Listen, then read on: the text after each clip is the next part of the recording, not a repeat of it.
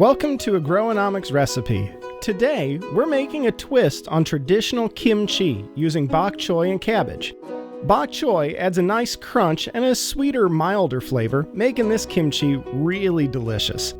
In true Bob Ross fashion, you can find the ingredients that you'll need on your screen right now. So first, we're going to chop our bok choy and cabbage into bite-sized pieces. Then, we'll toss them in 1 tablespoon of kosher salt. We're going to squeeze them a little bit just so that we work that salt into them. And then we'll let them sit for about 1 to 2 hours to draw out the moisture. Then, we'll rinse the mixture and drain it well.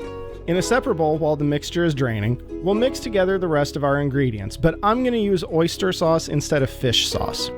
So, I'm mixing together sugar, oyster sauce, gochujang paste, grated ginger, minced garlic, and rice vinegar. The oyster sauce here adds a rich umami flavor and a slight sweetness, making the kimchi a little bit milder and a little bit more savory. I find that gives it a little bit more versatility.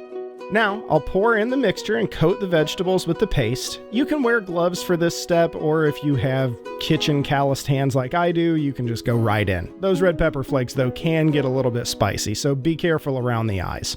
Once everything's evenly coated, pack the mixture into a jar or a fermentation container, leaving space at the top.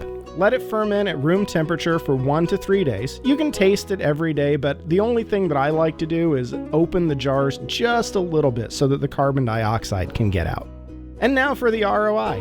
If you're using your own hydroponically grown bok choy and cabbage like I am, you can enjoy fresh, homemade kimchi for just a fraction of the store-bought price. In my neck of the woods, 2 pints of kimchi runs about $14, so with homemade kimchi, you're saving about $12.90 per 32 ounces. That's some good ROI.